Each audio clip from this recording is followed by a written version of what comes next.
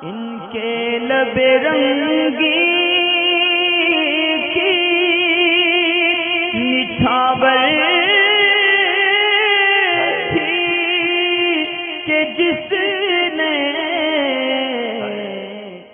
खैर मर्द के हाथ से चूड़ियाँ पहनना। और आजकल चूड़ी के अलावा मेहंदी का भी ट्रेंड है कि बाज़ारों में त्यौहार वाले टाइम ख़ास तौर से जैसे ईद वगैरह में तो मर्द हजरात ही मेहंदी भी लगाते हैं। तो फिर क्या होता है, ख़वातीन मेहंदी ऊपर कलाई तक लगवाती हैं और फिर इसी तरह जो है अपने घर की जानिब जाती हैं, यानी बुरके की आस्तीन बाकायदा जब आती हैं तो पूरे बुरके में होती हैं, निकाब में होती हैं, लेकिन जब जाती हैं तो ये आस्तीन ऊपर तक सरका कर, क्योंकि उनकी मेहंदी ख़राब हो जाएगी, मेहंदी बाज़ार में लगवाती हैं, मर्द से लगवाती हैं, फिर घर जाते वक्त आस्तीन बुरखे की कोहनियों तक चढ़ाकर इसी तरह खुले हुए हाथ लेकर जाती हैं। और जितनी ख़वातीन हैं कि मर्द से चूड़ियाँ पहनती हैं, इनके बारे में शरई हुक्म, लेकिन दोनों का मसला एक ही है कि काम दोनों हराम है, हराम है, हराम है।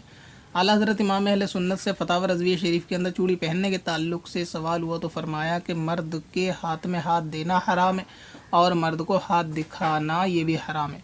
लिहाजा गैर मर्द से औरत का चूड़ी पहनना जबकि वो हाथ पकड़ कर पहनाएगा, ज़ाहिर है तो ये सूरत हाल नाजायज़ गुनाह कबीरा की है। लिहाजा करना ये चाहिए चूड़ियों के अंदर कि जहाँ पर ख़वातीन हो, पहनाने वाला स्टाफ या कोई ऐसी सिंगल खातून हो कि जो चूड़ी पहना सके, तो वहाँ पर आप प्रैक्टिकली भी चेक कर सकते हैं पहन के खातून के हाथ से। और अगर ऐसा मसला है कि वहाँ पहनाने वाला मर्द है तो फिर ऐसी सूरत में चूड़ियों को घर ख़रीद के लाना चाहिए। अब जाहिर है कि उसमें कोई नंबर चलते होंगे, कुछ छोटे बड़े साइज़ वगैरह में कुछ ना कुछ, तो आपको अपने साइज़ की पहचान होनी चाहिए कि कितना साइज़ आपको बिल्कुल कंफर्टेबल रहता है। उसके हिसाब से आप जाके दुकान वाले से उस साइज़ की चूड़ियाँ तलब कर सकती हैं। और अगर इसमें कोई साइज़ का चक्कर या नंबर का नहीं रहता तो कम से कम एक अंदाजे का आप पे कोई पुरानी चूड़ी रखी हो तो आप उसके नाप से ला के बाज़ार से ख़रीद सकती हैं और उसको घर पर ला के पहन सकती हैं जबकि वो मर्द पहनाता हो वहाँ पर।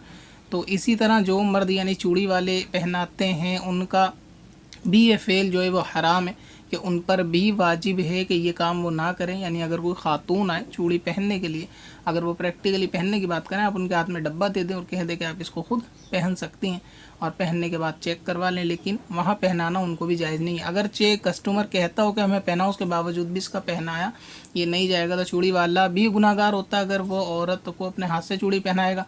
और औरत तो गुनाहगार होगी ही कि उसमें हाथ देने वाली बात भी और हाथ दिखाने वाली बात भी। यही मसला सेम बिल्कुल मेहंदी के लिए है कि मेहंदी में भी अंडरस्टूड है कि चूड़ी के मुकाबले में हाथ का छूना ज़्यादा होता है। कभी कदार ऐसा होता है कि चूड़ी में हाथ छुए बग़ैर भी शायद खातून पहन ले, लेकिन मेहंदी लगवाने वाले से जबकि वो मर्द हो तो मेहंदी बग़ैर हाथ को पकड़े नहीं लगाई जा सकती। तो इस सूरत में भी मेहंदी लगाने वाला भी और मेहंदी लगवाने वाली भी दोनों गुनहगार होंगे। लिहाजा औरत को मर्द से मेहंदी लगवाना भी हराम है और चूड़ियाँ पहनना भी हराम है। और इसी तरह इन कारोबार करने वाले मर्द को भी गैर औरत के हाथ को छूना और देखना दोनों हराम है। इसलिए मेहंदी का कारोबार खातून को जो मेहंदी लगाते हैं वो मर्द के लिए तो जायज़ ही नहीं है, क्योंकि इसके अंदर तो यकीनी कोई दूसरा पहलू भी नहीं निकल सकता कि वो अगर ख़ातून को मेहंदी लगाते हैं तो बिना हाथ को छुए लगाएं। तो इसलिए उनको इस कारोबार को तब्दील भी करनी चाहिए। चूड़ी वाले के लिए तो इतनी रियायत हो जाएगी कि वो घर ख़रीद के ले जा सकती हैं, और अगर मेहंदी ये सिर्फ बेचता है तो भी घर ले जाए और लगाता ही है, ये डिज़ाइनर है, तो फिर इसको गौर करना चाहिए अपनी कमाई के ऊपर ये काम इसका जायज़ है या नहीं। पत्थर में हसन लाले पुरनवार